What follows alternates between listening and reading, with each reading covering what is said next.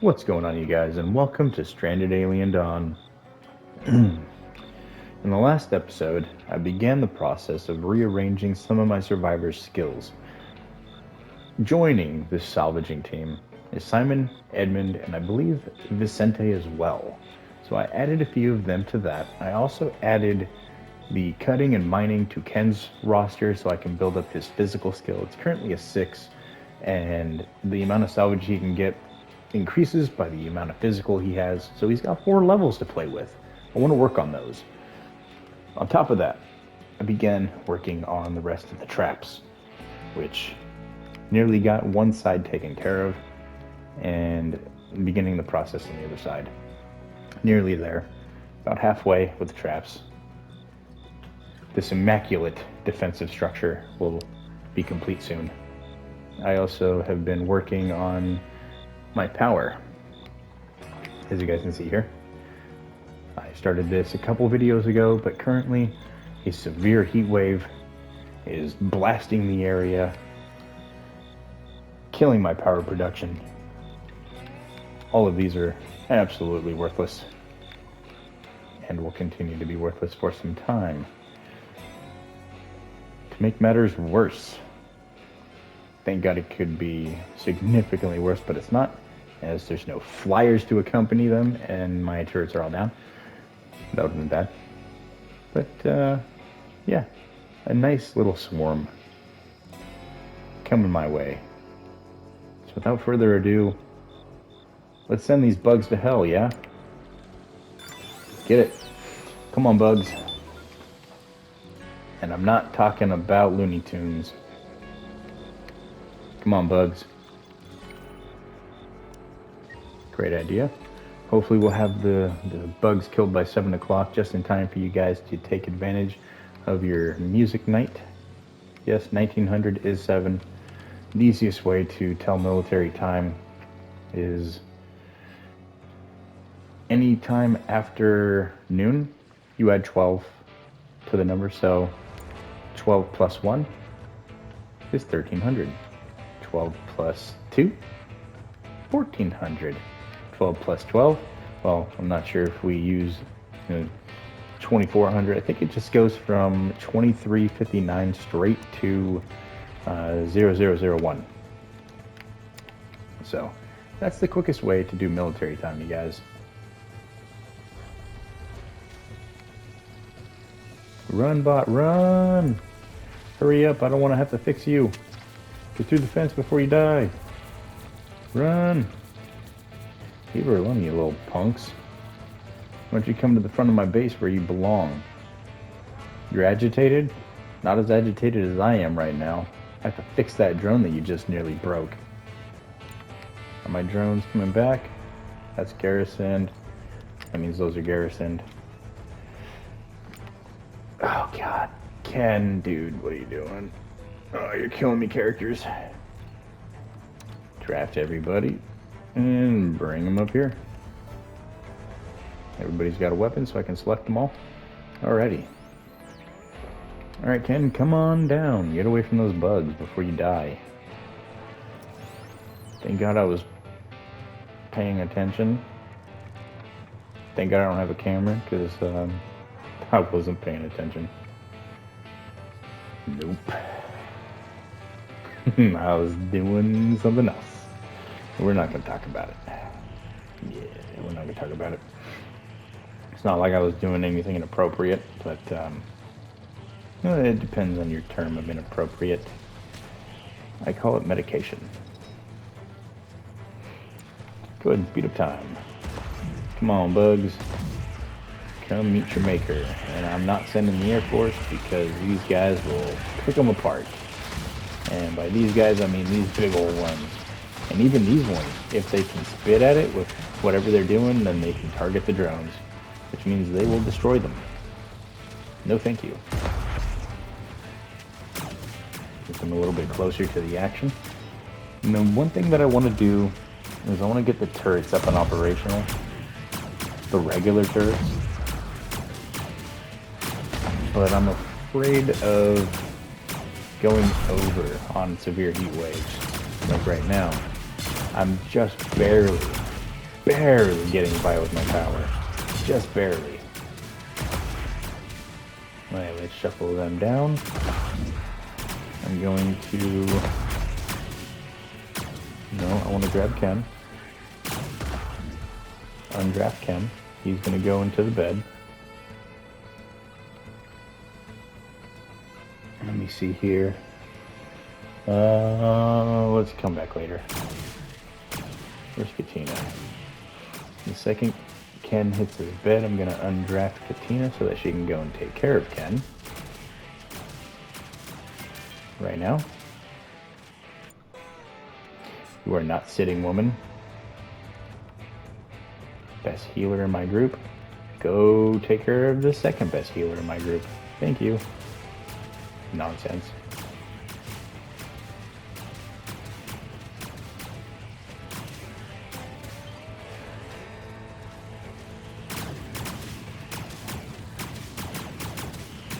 Alright, so as you can see, doing a lot better than that last round where I had the 200 and something bugs come. I still have a couple turns until they're at that section that they were before. We found a laser pistol and a ton of scrap metal. But they're getting stopped here, which is perfect.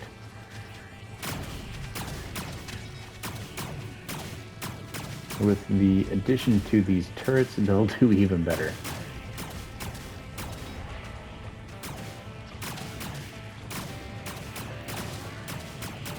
However, with the amount of turrets I have,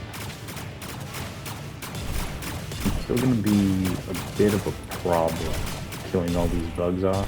Even if I have the entire wall, let's be honest. They only reach so far to start with. Let's bring people over here. There's only so many that I can use to start with. How are they taking damage? It's crazy.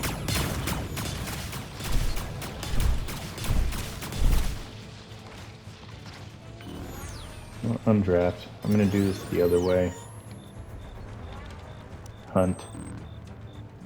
Kill those two for me, bots. They're all nearly dead, so it doesn't matter. And then hunt this one. And there we go. All done. So let's get a good portion of the bugs. I don't want all of them, but I do want a good helping of them. There. And then maybe this big old one. There we go. Alrighty. So some more bug meat to fill up the fridges and to gain more gasoline, as I'm going to need every last bit. Now since the heat wave is over, I can begin to store my power. However, nighttime, I just make a little less than I need. So now that we're into the daytime, I can begin to refill my generators, or my battery bank, sorry. Another animal death? God, that keeps... every time, I swear.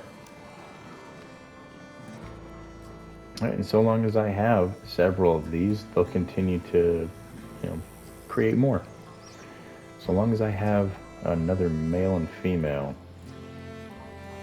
which I should be creating both equally, at least I hope. Well, it's not like if all of them die, I can't go out and grab more. That's the whole point of me keeping the rest of them alive. I could kill them all off, and I could have killed majority of them off and thrown them into the racks here, but I'm not. Instead, I'm slowly creating a stockpile. So Simon and everybody else are working on their salvage skill now. Where's Ken? Ken needs to work on his... I don't see him. Where's Ken? He needs to work on his... Why is my brain failing me like always? His physical. Good lord. That took way too long to spit out.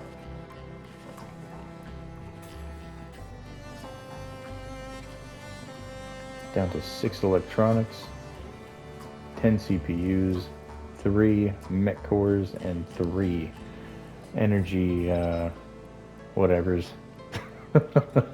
My words are failing me. Energy core? Energy core, right? No, I don't make it there. I make it here. Power cell. That's what it is. Power cell.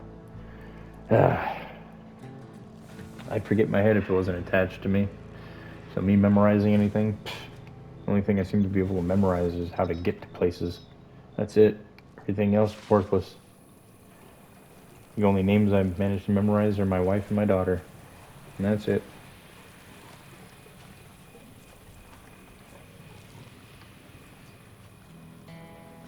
And obviously my family. Other than that, it takes me a while to memorize people's names. Too many useless facts. Plogging, yeah. You can see there's just too much going on up here. I can't even speak English anymore. What's going on? New word, plugin. Somebody come up with a definition? Because my brain ain't coming up with one. Yeah, plugin, come up with a definition. We'll add it to Webster's dictionary. At least one a night. So one every 3 videos or so. Fun times. By the end of my career, there'll be an entire section of Webster's dictionary assigned to my words. And then obviously your guys' descriptions, which that'll be quite interesting. Create my own malice dictionary. I come up with the words, you guys come up with the definitions. Come up with something creative though. Don't be lazy. Put some real thought into it. Make them funny. That's the best way to remember things, is to have it be extremely funny. And I know there's some comedians out there in the community. Impress me. Or not. You don't have to. It's not like I'm giving you money or sitting at a show telling you to dance Monkey Boy dance. Nope. Quite the opposite. I'm the Monkey Boy dancing. But I ain't got no change around my feet. Doing this for free. I don't even get popcorn or Skittles and nothing. No peanuts. No, nada. Not even a tomato. I just get to watch everybody else enjoy the food that I'm dancing for. Nah, that's not the right way. No, I enjoy doing this. I do joke about it though a lot, but I do really enjoy doing this. Working on my communication, trying to come up with something entertaining to present to you. It doesn't always work. Not all the time. Sometimes though. Is it one of these times? Probably not. Probably not, let's be honest. No, but that's fine. I have a ton of scrap metals coming in from all over. Down to 97. Simon's over there. Edmund's transporting something. Ken's transporting something. So we got lots going on. Seems like Simon's doing all the salvaging and Ken's doing all the transportation. Okay, I gotta stop doing this one-handed.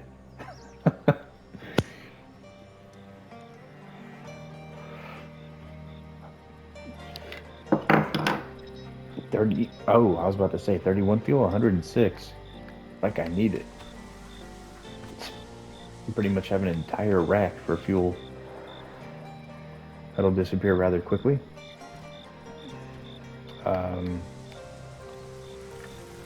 Case in point. Let's go to 200.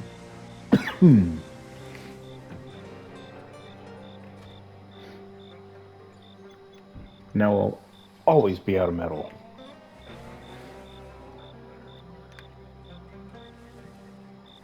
Wait, what am I doing? No, not the 200. Just leave it at 10. There. Yeah, I need to get my resources stockpiled. And I'm not going to be able to do that by wasting them all. No. That's the whole point of adding my other survivors to work on Ken's exclusive project, the salvaging. It was so that I could get more salvage. Let's see here. However, I can send spaceship debris, Simon. And then cruise ship, Edmund. There we go. Get them both going, get me some more scraps. One's probably going to bring back soup again, which I don't need any more soup.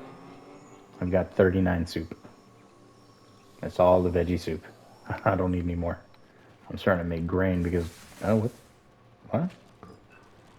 Then why does it say 39 up there if it's not? Where's my other foodstuffs at? What's it mixed into? I'm not understanding here. Oh. Right there. That'll do it. Not the pickled stuff, but the other one. The emergency rations. That's why I have 43 food. You know what? Bring on the soup. Actually, that's a good idea. I need more. Okay, some good resources salvaged. I wish my drone would be a little bit more useful, but whatever. What's it doing? I'm curious.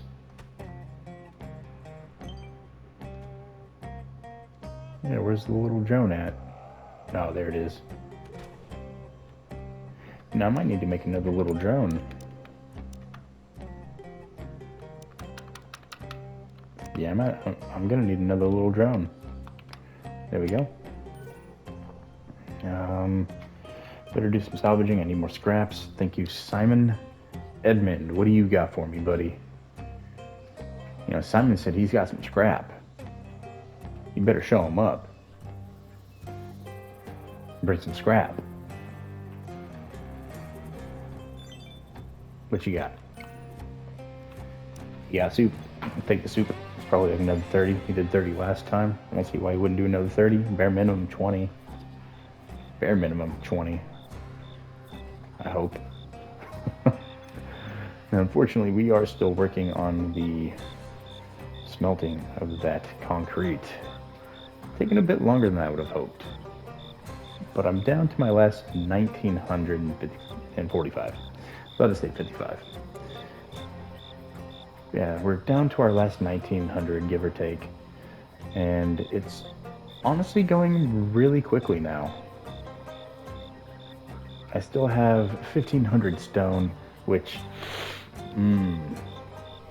they're really going to need to start constructing so that I can get the stone back from the concrete, and then I can throw it back into the smelter. Or I'm just going to need to send somebody out to do some stone harvesting. And by somebody, I mean Ken. And I think that's what I'm going to do. Rocks and rocks. Alright, let's go pause the game. Over to manage activities. Look, put that to a 2, put that to a 2. That's a 1. There. Now Ken will go mine before anything else.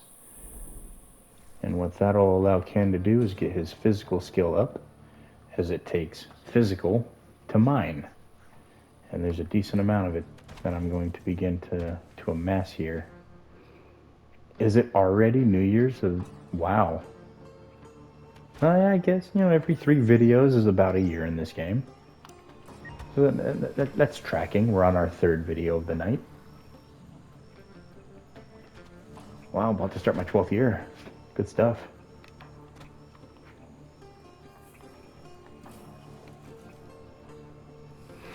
Alright, so Ken is off to go do some I was about to say some smelting, but he's not doing any smelting. He's harvesting. So there's the older brother to the kid. As you can tell, he's a little bit more respectful. I've actually been able to talk to him a lot lately, which has been, you know, really nice. Get my sanity.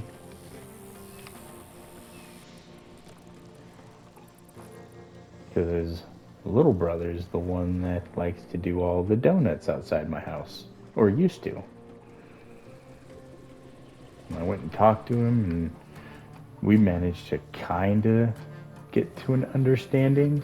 It only took my mother-in-law nearly running him over for him to come down to my house and say, hey, that's not very neighborly. And then I said, neither is the fact that you're doing donuts right outside my house. And he said, that's not me, that's my little brother. I will talk to him for you, but again, you almost hitting me, not very neighborly, which I agreed with him. It wasn't me who almost ran him over, though. I'm a very, very good driver. I've never had an accident. I'm 38 years old. I've been driving since I was 21. Never had an accident. Not even the slightest offender benders. Now I have scraped a wheel or two on accident, but when it comes to obeying the traffic laws and keeping an eye out for my fellow driver, because I know half of you guys aren't paying attention. I can't tell you how many times I go out and I almost get hit every single day. Every single day. Somebody not paying attention. Every time I go to my local Walmart, every time I go to Walmart, I almost get hit by somebody. There's this 2-lane entryway to it, right? So the right lane has a sign, which for some reason the city doesn't trim the tree that's right next to it. So there's a sign right there that says right lane, and then in very big bold letters it says must, and then below it says turn right. So right lane must turn right. I can't tell you how often that right lane turns left. The right lane's supposed to turn right, and then the left lane goes straight, right? And then from where the left lane is, where they turn in, there's a stop sign for that oncoming traffic, so it creates a little T. I've almost been hit by the stop sign people when I have the right of way, because they have a stop sign. I'm like, oh, here comes somebody, let me try and go past him really quickly, and then I have to slam on my brakes because they're pulling out, and then they look at me like I'm an asshole, and then I blare on my horn because they're the dickhead.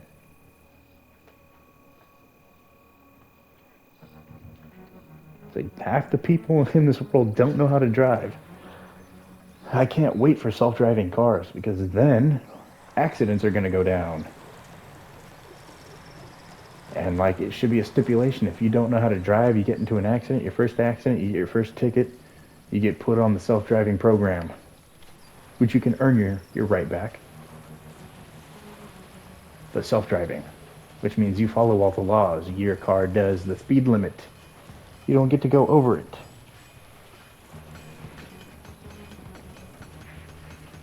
It'll be good times. No, there's going to be a lot of people that are going to be upset, obviously, taking away their right to drive.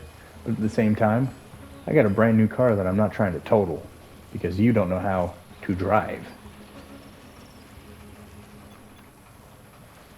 A little little moment there, you guys. So a couple days ago, the same incident where the guy in the truck had the stop sign at the Walmart and pulls out in front of me. I was on my cousin. I left my house. I went to Walmart, which is literally 3 blocks away. Maybe 4 blocks away. 4.5. Give or take. It's like half a mile. So to the Walmart and back. Took me 20 minutes. I almost got in 5 accidents. One of them, a guy wasn't even paying attention at a 4-way stop intersection. He just kept going through it, and he was looking right at his wife. And I'd already stopped. I was getting ready to go, and he just proceeds through his stop sign. Doesn't even pay attention. Just oblivious to the rest of the world. Because, whatever his conversation with his wife is more important than the safety of the rest of the people on the road. And then once I get behind him, he proceeds to drive slow like a dickhead. Some people should not be allowed to drive. Because some people like that give me road rage, which as a veteran, I already have enough problems controlling my rage. Please, for the love of God, learn how to drive. For my sake and yours. You might encounter that veteran that isn't as, I wouldn't say I'm centered, but medicated. You're not going to find that veteran that's as medicated. I'm heavily just to go about my daily life. So you might not find that nice guy. You might not find me. You might find somebody else. The guy Grandpa said, you don't mess with that guy, which I used to be until I started medicating. That doesn't mean that I'm not constantly fighting my demons every single day, which I do.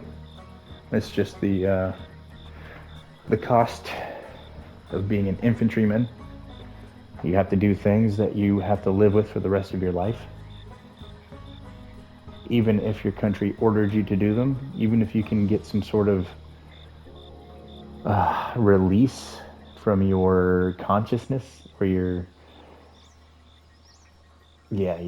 subconscious allows you to ease off a little bit from the guilt. Because let's be honest, taking a life, there's always guilt associated to it. That's why we get PTSD. It's traumatic, taking a life. We remember it for the rest of our lives. Unless you're medicated, which, thank God. I still remember my events, but I don't have my dreams. Let me fix that statement. I still have my dreams, but I don't remember them when I wake up. Because of this. It helps block the dreams from fully forming. My body still goes through the motions, but the dreams don't fully form. Doesn't mean that my mind doesn't know what's not going on. Because it does, because I still wake up in a puddle of my own sweat. But my mood is somewhat better. And that's the biggest thing that people like myself with PTSD have to deal with. The mood swings. Those things are rough. I can go from being happy-go-lucky to instantaneous rage over the stupidest of things. And it's not for my lack of control of myself, which I've been developing better control over time. It's just, I don't know what it is. It's just my body has an adrenaline dump. And the only way that my brain can cope with it is anger.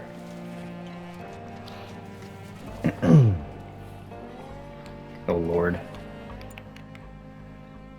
Here comes 163 of the Flyers. A new record.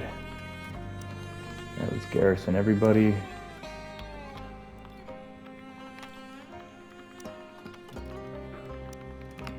Alright, and then let's grab everybody. That way I can get them back to the base before the Flyers come. And put them all there. There we go. 163, that's ridiculous.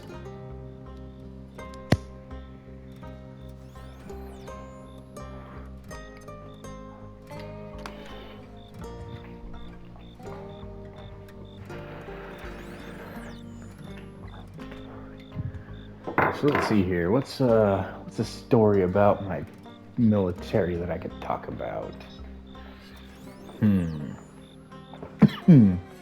How much time do I have? That'll be the determining factor right there. 30 minutes. Sweet. Let's see. There's so many options.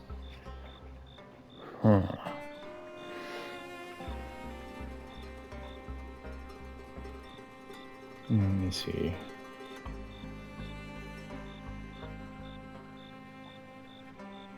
That one maybe? And that was a good one. It was a horrible circumstance, but it was a very good story. Alright, so my unit gets a call about 11 o'clock at night. We get told that we need to go on to standby because there's an MIA. Somebody had been, during a patrol, somebody had been killed in action, and then their body had been taken. So the body hadn't been retrieved. What the hell is that? Oh, it's a hair. One of my wife's long old hairs. So the body had to be retrieved, and the gear and whatnot, or whatever we could from it. So we get told to go on standby,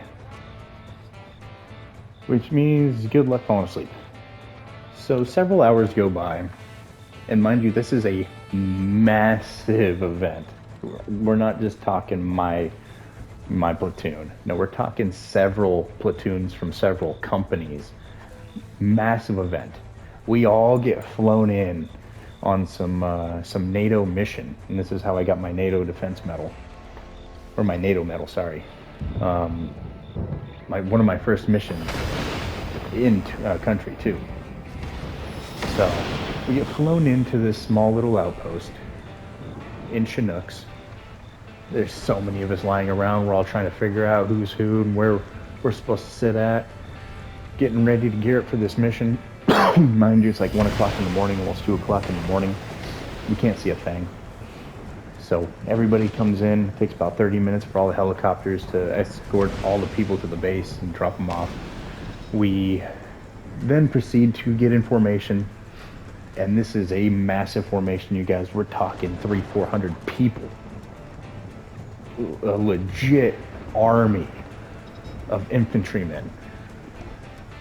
And we start walking in the direction where this guy was last reported to have been seen. There's several cave systems. The entire time we're walking, there's Apaches doing gun runs. There's A-10s blowing up stuff. They're absolutely leveling the mountains in front of us. Just detonations, and it's still dark, so when those go off, you see the bright light and the mushroom, and it was insane. You know, nothing had prepared me for this. Unfortunately, we had to climb those freshly bombed mountains. But before that happened, one of the scariest events of my life happened. And I can still feel that cold shiver of death go down my spine. So one of the Apaches had something, well, all Apaches have this, but the Apache, the helicopter, the attack helicopter, the one that can turn you into a puddle instantaneously, well, it has something called a God light, okay? It's an invisible light. It's a big old flashlight that illuminates everything below it. And let's just say that anything that goes into its light, seconds later disappears. Me and everybody around me got illuminated by that light. And you can see it with your night vision goggles. It's a very faint light, but it's picked up by the infrared. That light was around me and everybody around me, and oh my God, I shit my pants. Thankfully, we have these patches on our helmets and our gear. They're these little black tabs that we just started ripping our tabs off. Just frantically, everybody just screaming, rip your tabs, rip your tabs. Everybody's just freaking out. Like we were about to get murdered. I'm getting goosebumps talking about this story, and the hairs on the back of my head are just standing on end. Getting a little excited if you couldn't tell. So that happened. Thankfully, somebody on top of us ripping all our patches off was like, please don't shoot, please don't shoot. I'm like, wait, that's you guys? And they're like, yeah, it's a formation. I'm like, oh yeah, we're getting a little kill hungry up here. It's like, I don't blame you, we gotta get this guy back. So after all of that, oh, my back is killing me. The body shivers. My body's tensing up. God, it hurts. So after all of that, we then have to climb these mountains that everything just got blown up for the last 2 hours.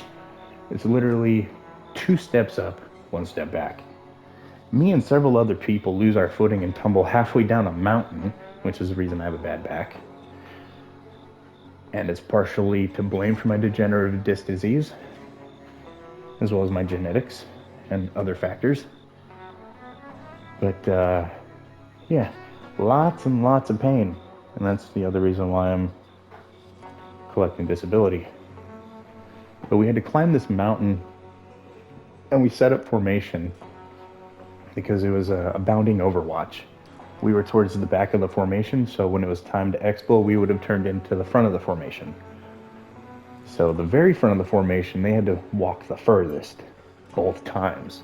And they were also the unit that was detached to collect the body and hopefully any gear, which they didn't find any gear, but we were at least able to retrieve the body and then walk back. By that point, I'd already drank all my water, climbing up a mountain and then falling down it, then climbing up it. So I was already out of water. I was exhausted. I almost caught heat stroke. Like I had to open up my body armor, lift up my shirt, and like sit in the shade, which you do not do that in country. But if I didn't, I would have fallen out. I didn't know how to manage my water consumption properly. I would just drink, drink, drink, and then fall out. Yeah, I was young and dumb. Yeah, that was an interesting little tidbit, I guess you can call it interesting. One of the scariest moments of my life. When they say your life flashed before your eyes, that was a moment that made my life flash before my eyes. We couldn't rip our tabs off fast enough, you guys. Just a flurry of arms flying and people screaming. Thankfully, we didn't get gunned down, though. But yeah, that godlight's insane. It goes from being dark to being real bright. It's almost like daylight. And that's so that they can better see what they're about to shoot. Now, obviously, I'm pretty sure the pilot wouldn't have engaged either way had we not removed our strobes, because we're walking in formation in the direction from the base. A big old unit like this, and it doesn't get reported in. I mean, the pilots would have put two and two together, but still, at the moment, it was one of the scariest moments of my life. Something I'll never forget. But I had several missions like that. Several company missions, several battalion missions. Like another one I'll tell you about where I did a 3-day hike down the side of a mountain. We got airlifted to the top of it. And it was our job to clear the villages from the top to bottom of any weapon caches, arms, munitions that could be used to supply the Taliban that we were fighting at the time. There was one where we were set up in a village for 3 days and we got ambushed. There's one that I don't feel comfortable talking about because it is the most terrifying time of my life, where we lost 9 men to KIA and almost everybody else was wounded. It's what gave me my PTSD and helped contribute to part of my hearing loss. It's one of the most uncomfortable events of my life, and I'm pretty sure it will forever be the most uncomfortable event of my life. The thing that keeps me up at night. I don't know if I can ever get past it. We'll see if I'll share it eventually or not. It's probably not, but I can share some of the other events with you guys.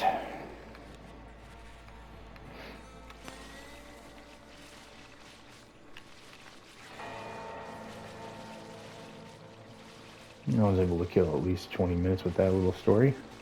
Not too shabby. Or 18 minutes, something like that. And that was a rather short story too. That was just a half a day event. That wasn't some of the other ones where it seemed like every day there was something going on. I will tell you about the day that I cursed at the Afghani mountains. Oh yeah, but it was a really cool day. There's an outpost. I was at Camp Blessing, which is in the Pesh River Valley. It's pretty much right next to Nangalam, Asadabad, that region. So we're walking up to go to the outpost, and these mountains are steep, you guys. We're walking up to get to the outpost because we're trying to go to the top of the mountain. I'll tell you about that in a minute. So we get up to the outpost after about an hour worth of hiking. I'm already exhausted. My legs are giving out. Everybody else is just absolutely beat. And we get up there to take our lunch. And mind you, we took off at breakfast. So it was more like 2 hours. and some change. So we get up there to the outpost and we all bust out our MREs, and lo and behold, there's a monkey that is like the outpost mascot or something. Yeah, somebody bought a monkey off a kid, and the monkey liked him, and he just so happened to be up there. But somebody taught him how to do push-ups, and he would do elevated push-ups by putting his feet off the barrel of the the 50 cal, and he'd just start doing push-ups. He didn't do too many; he'd do a couple, and we'd all imitate him. But there was a there was a monkey that did push-ups that I ran into. That was pretty cool. And then I'll continue with my story now. So that was the cool part of the mission. And then we get up to what we see as the top of the mountain. It wasn't. Nope. It was just the part where it started to plateau for a little bit. Which, once we got up there was so much wild weed growing, and all these goats that were eating it. All those things were so high. It was great. I did take some I didn't get too high off of it. It was really old.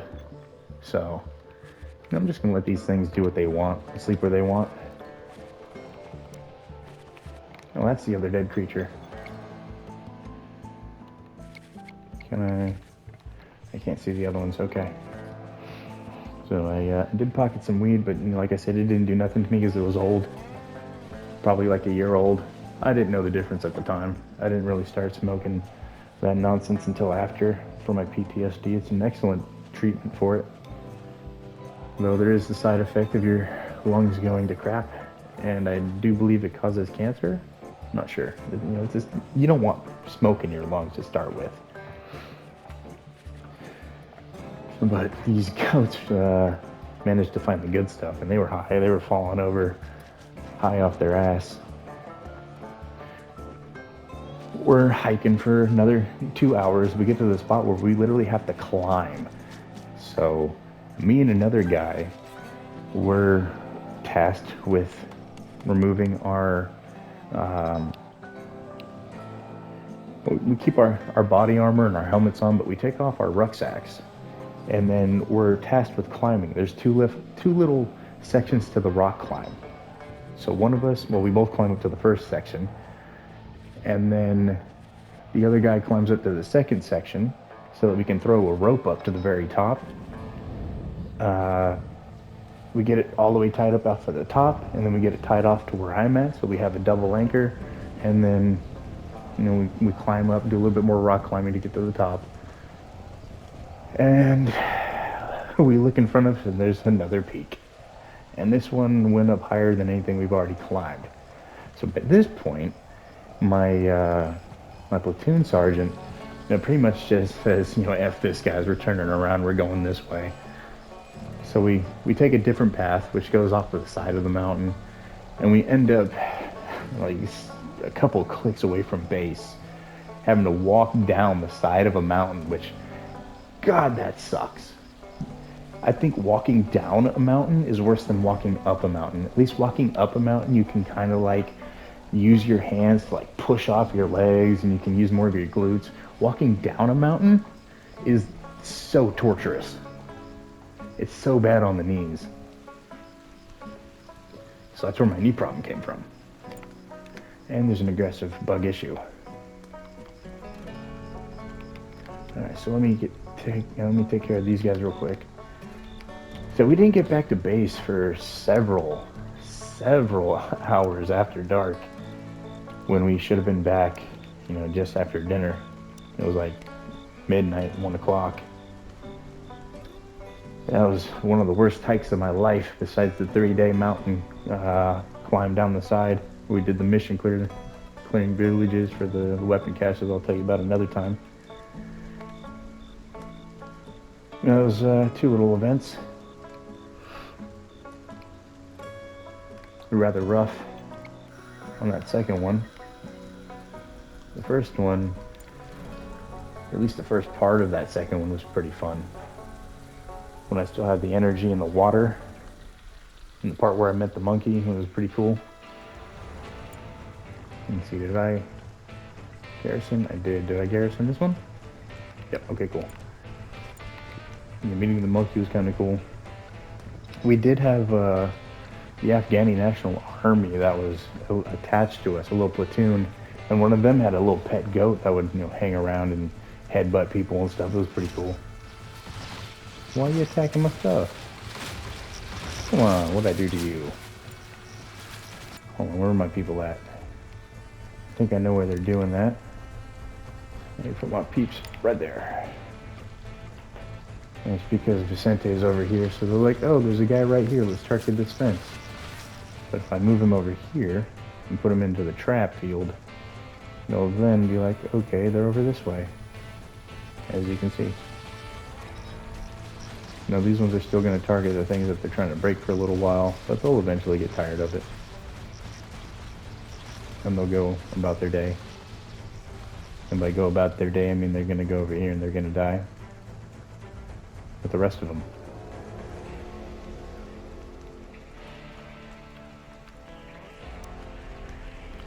Alright, let's get everybody up here and get them prepared for what's about to come.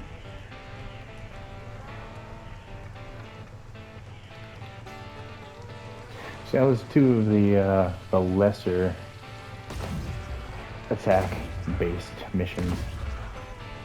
The one where we walk down the side of a mountain for 3 days, that has a little bit of action. I'm not sure when I'll share that one with you, but I will share that one with you guys eventually. It's a rather lengthy story as it took place over the course of 3 days, as well as the attack where we set up in a village for 3 days, about 10 clicks away from our main base, which was a horrible idea. It was my platoon leader's idea. But we set up there and we got ambushed. We were actually setting up to do an ambush, and we got ambushed. Funny. Yeah, this guy was fresh out of college. Had no idea what he was doing. Butterbar. Butterbar lieutenant, meaning second lieutenant. Fresh out of college.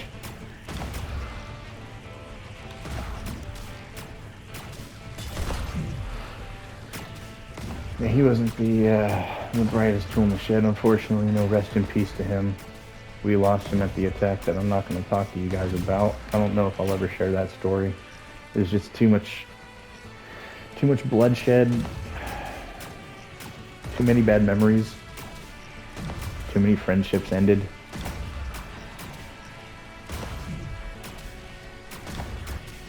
Yeah, I just don't feel comfortable about telling that story. Like, it took me a while to share that story with my therapist, and he's there to try and make me better.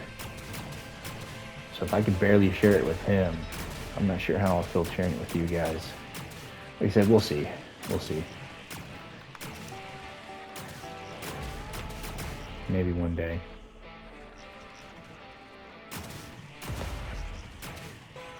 Yeah, that was 2 of my events. There's plenty more. Like I said, I was in Afghanistan for 15 months. That was 2 days. Now, there wasn't always conflict. Not always. Where's Yoko? Oh, she's up here. Okay, cool. I didn't always see conflict, but I did see my fair share of it. I earned my combat instruments badge several times over. I was a part of multiple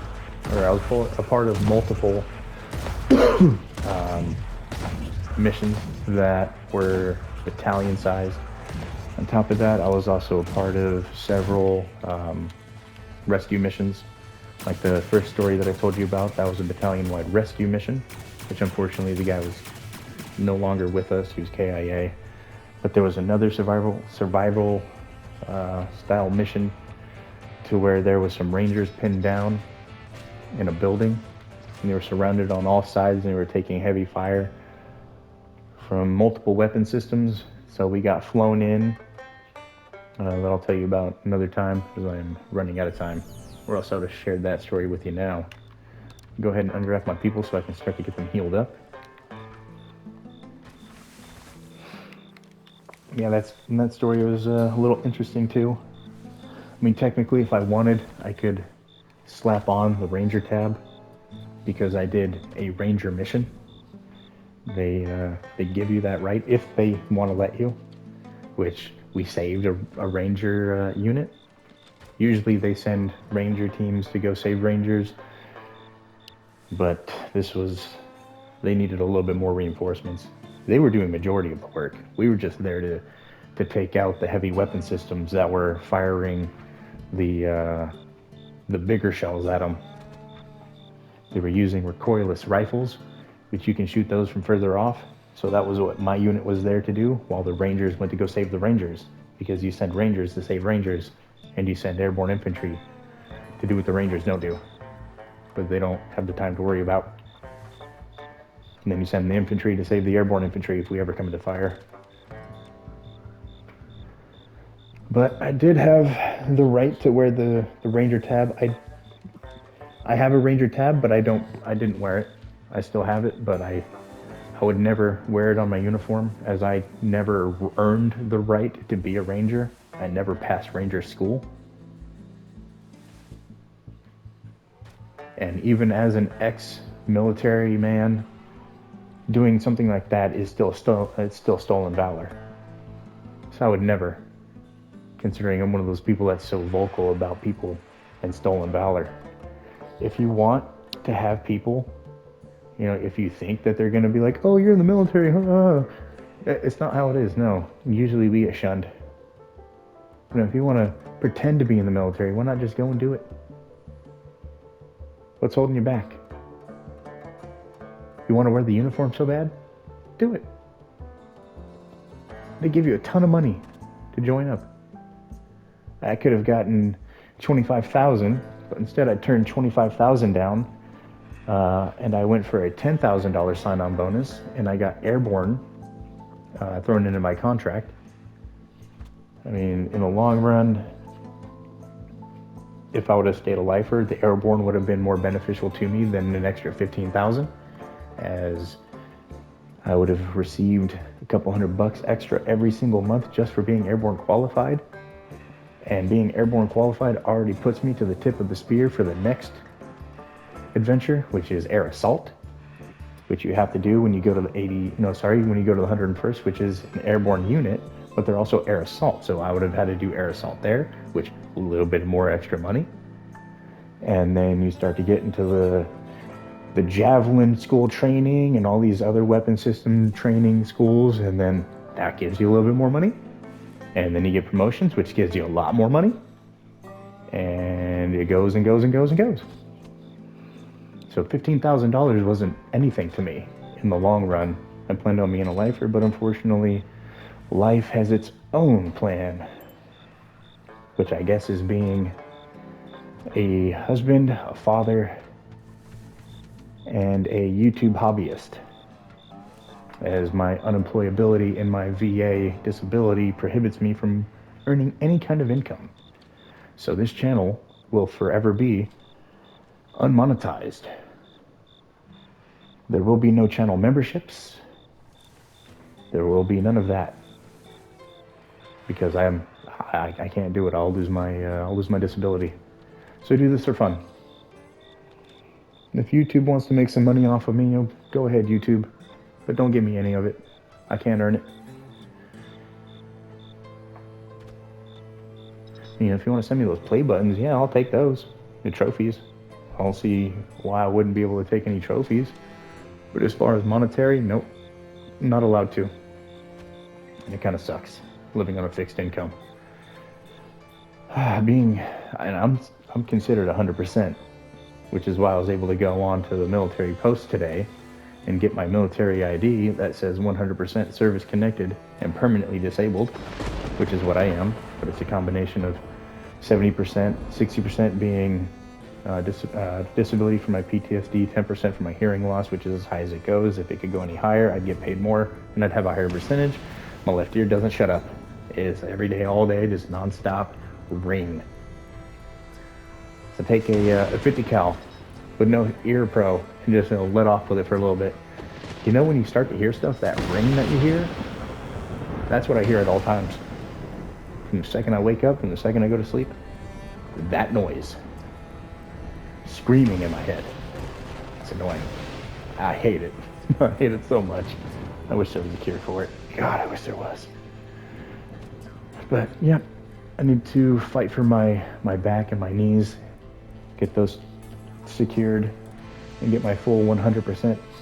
And then maybe I might monetize the channel. I don't really have any desire for monetization. I enjoy just creating these videos, as you guys couldn't tell. Being able to talk to you and get things off my chest. Occasionally some of you like to comment, which I enjoy commenting back. Communication is what I'm here for. But I don't feel comfortable talking in the moment with people, which is why I don't do the live stream.